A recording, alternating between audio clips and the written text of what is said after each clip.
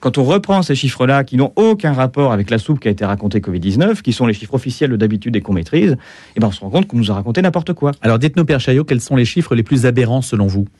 Les chiffres les plus aberrants, je prends les choses dans l'ordre. Voilà, s'il y a une épidémie mortelle qui a ravagé l'humanité, il y a 3 éléments. La première chose, plus grave, on devrait voir des hécatombes significatives dans différents pays, au moins, avoir une trace statistique de mortalité qui soit vraiment évidente, avec des hausses de mortalité énormes. Il devrait y avoir des saturations hospitalières partout, un grand nombre de gens qui sont arrivés à l'hôpital de façon à se faire soigner, et puis on devrait avoir des comptages officiels de malades, par les réseaux sentinelles notamment, qui devraient être significatifs. Du point de vue de la mortalité, pour le cas de la France, par exemple, l'année 2020, quand on prend en compte la taille de notre population, qui évolue au cours du temps, qui n'arrive pas d'augmenter, et le vieillissement de la population, les gens sont de plus en plus âgés, ce qu'on appelle le baby-boom, c'est quand même une trace statistique énorme. En démographie, on a un énorme contingent de baby-boomers qui vieillissent et qui décèdent de plus en plus, ce qui fait qu'on bat le record de décès quasiment chaque année. Et bien, quand on prend en compte ça, on se rend compte que l'année 2020, c'est la 6e année la moins mortelle de toute notre histoire. Voilà. Donc, l'épidémie qui a ravagé l'humanité, ça fait ça. 6e année la moins mortelle de toute notre histoire. Je regarde tous les pays européens, j'ai quasiment le même résultat partout en Europe. Je ne vois aucun pays européen sur lequel on puisse déceler une trace avec un pays européen qui aurait vraiment subi une hécatombe. Donc il n'y a aucun pic.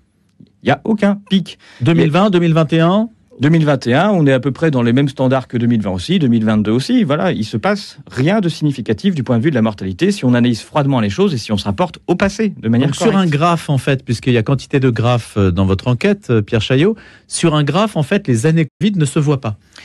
Quand on trace les décès bruts, on voit une augmentation de décès en 2020, mais c'est sur les décès bruts. Mais si on prend en compte... Ça veut dire quoi un décès brut ? C'est le nombre de décès total. On a 650 000 décès en France. Bon, et on dit, il y a beaucoup plus de décès qu'en 2019. Très bien. Mais il faut prendre en compte l'augmentation de la population et l'âge des gens. Et aussi que 2020, c'est une année bissextile, au passage. Bref, on prend en compte ces éléments-là et on ne se compare pas que à 2019, qui est une année exceptionnelle dans toute l'Europe de mortalité, de faible mortalité, parce qu'il y a un hiver qui est extrêmement doux. Et l'hiver, il y a beaucoup de personnes âgées qui meurent quand il y a des hivers rudes. Et en France aussi, d'ailleurs. Bon, bref. Du coup, quand on prend ces éléments-là, qu'on se compare un peu plus loin qu'à 2019, 2018, 2017, on se rend compte que non, il ne se passe pas quelque chose de significatif en 2020. Ça n'est pas vrai. Bon, voilà, ça c'est le premier élément. Donc, sur la mortalité, et puis je vais citer aussi un petit pays pas très connu qui s'appelle la Chine, pour lequel l'année 2020, c'est un record de sous-mortalité. Voilà. Donc ça, il faut l'avoir en tête. Et la mortalité remonte à partir de 2021, grâce certainement aux bons soins du gouvernement chinois, face à la crise. Bref. Ça, c'est du côté de la mortalité. Je ne vois pas de trace où on puisse dire qu'il y a une hécatombe quelque part. Du côté des hospitalisations, je l'ai dit juste avant, oui. L'année 2020, c'est pas du tout une année où on a eu une augmentation des hospitalisations. Il y a eu une énorme baisse des hospitalisations parce qu'on a foutu tout le monde en dehors de l'hôpital en lançant le plan blanc maximal et en disant aux gens, surtout, venez pas à l'hôpital. Donc il y a une baisse énorme de l'utilisation de l'hôpital en France en 2020. Et ce qu'on a compté Covid, qui est un globi-boulga, c'est 2% des hospitalisations de 2020. Donc il n'y a aucun problème Covid. Alors expliquez ce chiffre, 2% des hospitalisations de 2020. C'est-à-dire 2% des personnes qui sont allées à l'hôpital en 2020 ont été étiquetées Covid. Seulement 2%. Voilà. Et il y a des périodes, par exemple en avril 2020, pendant qu'on était confinés, qu'il y avait le plan blanc maximal, les hôpitaux étaient à 50% sous-utilisés. Il y avait un lit sur deux qui était vide. Donc imaginez un lit sur deux vide dans les hôpitaux, et parmi les gens qui étaient à l'hôpital, sur 100 malades, il n'y en avait que 7 d'estampillés Covid. Où est la saturation hospitalière prétendument liée au Covid ? Ça n'existe pas dans les statistiques. Donc ça, c'est les hospitalisations. Donc là, on a un vrai problème. Donc la fable qui a été racontée sur les hôpitaux saturés, c'est une fable. Et ensuite, ça ne veut pas dire qu'il y a eu aucun moment, aucun endroit, des endroits saturés. Des endroits saturés en France dans les hôpitaux, c'est tous les jours, un peu tout le temps partout. Du coup, il y a des arrangements entre les hôpitaux où on envoie ces malades dans d'autres hôpitaux quand on est saturé, etc. La saturation hospitalière, elle est organisée depuis 30 ans, de toute façon, avec la baisse des hôpitaux. Donc ça, c'est pas nouveau. Donc les malades dans les trains, transportés d'une région à l'autre, tout ça, c'est du théâtre. Ça fait des belles images. Non mais, Pierre Chaillot, on ne peut pas imaginer qu'on ait monté ça pour faire de belles images. Ça correspondait à une réalité. Ça correspondait à une réalité. Il était nécessaire de montrer ces choses-là de façon à entretenir et dire qu'il y avait quelque chose de très grave qui se passait. Mais ça, c'est complotiste, ça. Et de justifier les décisions gouvernementales, notamment celle de lancer un plan blanc maximal alors qu'il ne se passe rien. Virer la moitié des gens des hôpitaux en disant on ne vous soigne plus, c'est une décision extrêmement forte qui a des impacts sur la santé des gens, des impacts directs, qui se mesurent d'ailleurs dans la mortalité, dans des petits pics de mortalité qu'on voit notamment en mars-avril et qui concernent des gens qui n'ont pas du tout été estampillés Covid. Donc ça, c'est un problème. Donc du point de vue des hôpitaux, voilà, il faut en être là, il faut prendre conscience de ça, lire le rapport de la TIH et être atterré devant ce qu'on découvre. Et puis du point de vue des malades, on prend les statistiques de malades du réseau Sentinelle, des gens qui sont comptés malades du Covid-19 depuis maintenant 4 ans, voilà, et puis on compare par rapport aux gens qui sont comptés malades par les médecins, par exemple, de ce qu'on appelle les états grippaux, voilà, la grippe, ou certaines années, 2014-2015 par exemple, ou bien 2017-2018, on a ce qu'on appelle des épidémies, c'est-à-dire qu'on a un pic et un grand nombre de malades en même temps dans une population. On a jusqu'à 800 malades, je crois que c'est 2014-2015, en même temps certaines semaines, 800 malades pour 100 000 habitants. Voilà, donc c'est comme ça, c'est le taux d'incidence. D'autres années, on a 400 malades pour 100 000 habitants, 600 malades pour 100 000 habitants. Et tout ça, c'est pour les états grippaux, les grippes de ces années-là. Pour tout ce qui a été compté Covid, on n'a jamais dépassé 150 malades pour 100 000 habitants de compter. Si on pose un seuil épidémique, c'est-à-dire un seuil à partir duquel on peut se dire, voilà, là, il y a vraiment suffisamment de malades pour dire qu'il y a une épidémie, on peut le mettre à 200, comme on le fait d'habitude, ça veut dire que la phrase sémantiquement juste, c'est « il n'y a jamais eu aucune épidémie de Covid-19 en France ». Jamais, statistiquement, on a pu déceler une épidémie, c'est-à-dire un nombre de malades. Mais c'est-à-dire, quelle est la définition que vous donnez alors de l'épidémie ? À partir de quand y a-t-il épidémie ? Si justement, ce sont des seuils que l'on définit qui sont arbitraires. À partir de quand estime-t-on qu'il y a une épidémie ? Et d'autres pays ont estimé que le monde a été à l'arrêt quand même. Pierre Chaillot, c'est difficile d'imaginer que le monde eût été à l'arrêt sans aucune raison. Le monde, vous voyez, c'est, je pense, la faiblesse de l'argumentation.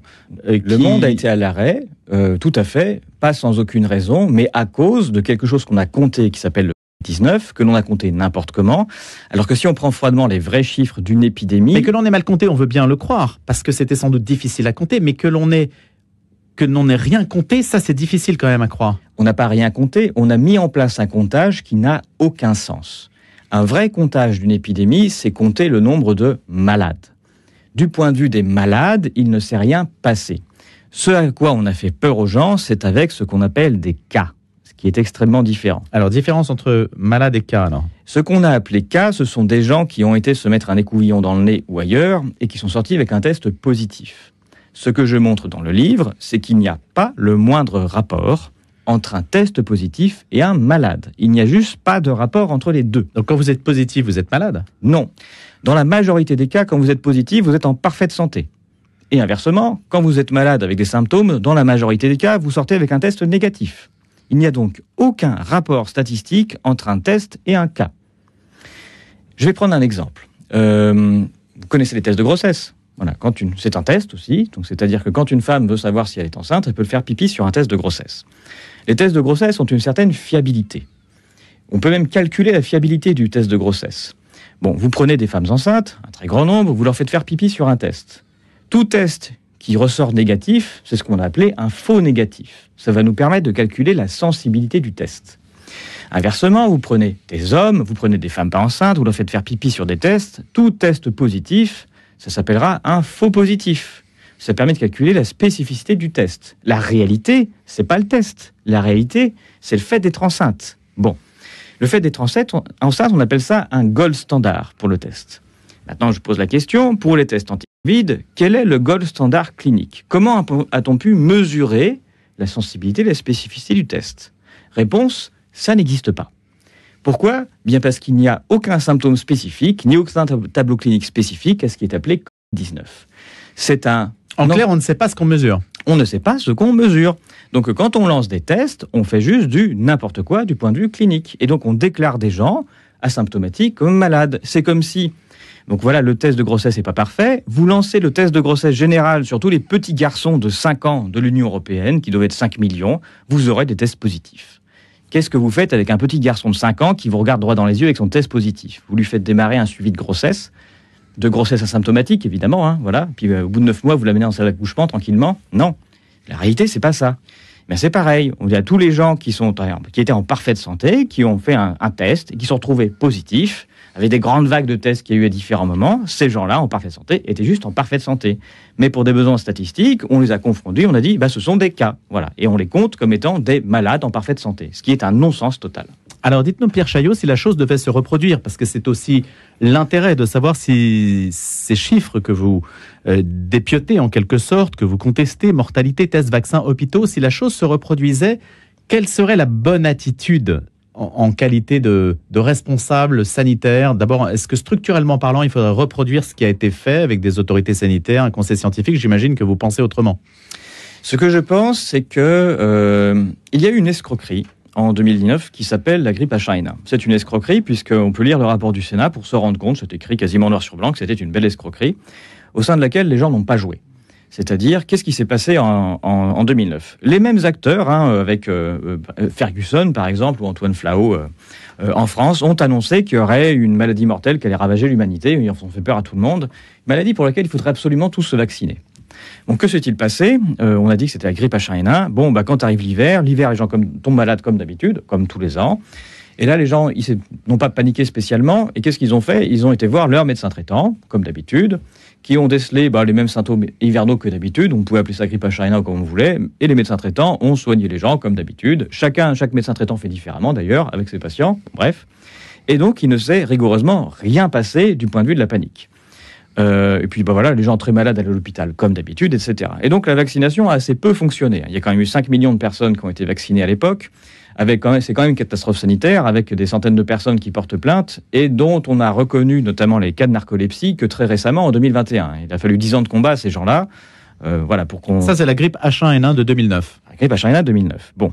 Après cette grippe H1N1, on s'est posé la question quand même de savoir, comment est-ce que, vu qu'il n'y a eu aucune crise finalement, malgré la prétendue pandémie, on s'est posé des questions pour savoir ce qui avait fonctionné, notamment dans ce cadre-là. Et il y a un rapport qui est sorti, qui s'appelle le rapport Epivac, qui a dit quelque chose d'assez simple. Il dit, ce qui marche bien, si jamais il y a une épidémie, ce qu'il faut faire, c'est que il va falloir dire aux gens d'aller voir leur médecin traitant comme d'habitude, qui sont des médecins, donc ils vont pouvoir traiter les gens qui voient avec des symptômes comme d'habitude, et puis les gens très malades iront à l'hôpital comme on fait d'habitude. C'est ça la conclusion du rapport Epivac.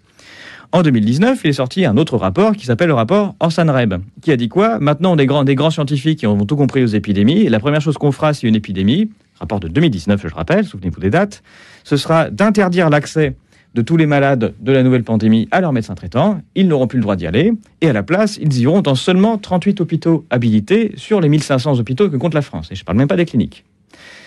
Et donc, qu'est-ce qu'a fait le gouvernement quand l'OMS a déclaré un état d'urgence pandémique en 2020 ? Ils ont appliqué Orsan-Reb. Et donc, ils ont dit à tous les gens, surtout n'allez pas voir de médecin traitant, vous irez dans seulement l'un des 38 hôpitaux habilités.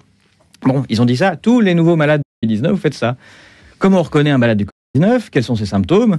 Il peut avoir de la toux, du nez qui coule, des maux de tête, de la fatigue, des nausées, des diarrhées, des difficultés respiratoires, tous symptômes. Donc, c'est-à-dire qu'il y a 67 millions de Français dont il y a tous les jours des gens qui tombent malades, ça s'appelle un flux, et ça correspond quand même à des centaines de milliers de personnes tous les jours, à qui on a dit, ne voyez plus votre médecin traitant, et dirigez-vous vers l'un des seuls 38 hôpitaux ouverts. Et donc, qu'est-ce que ça fait ? Là, oui, on a créé une saturation exactement à cette date-là, mi-février 2020, dans ces 38 hôpitaux-là. Donc, ça fait des soignants traumatisés qui sont persuadés d'avoir vu un raz-de-marée de malades. Alors oui, ils ont juste vu la totalité des malades de Français qu'on allait rediriger sur eux. C'est tout. Simplement parce que il y avait juste un entonnoir, en quelque sorte, un entonnoir hospitalier qui a créé l'effet de masse. Et ça a été une perception. Exactement. Et ça a tellement fait un entonnoir qui a créé un effet de masse qu'au bout de seulement une semaine, les hôpitaux, ces 38-là ont été saturés, à tel point que le gouvernement a dit « mais c'est tellement grave le Covid, ça sature mes hôpitaux, passons à la phase numéro 2 ». Donc ils ont ouvert 108 hôpitaux, donc passer de 38 à 108, ce qui est encore beaucoup trop peu par rapport à la masse française des malades de tous les jours, quoi. Et puis là, ça a saturé au bout de 15 jours, et c'est là qu'on est passé plan blanc maximal, avec tous les hôpitaux ouverts, avec des ailes Covid spécifiques qu'on foutu à bazar monstre dans les hôpitaux d'ailleurs.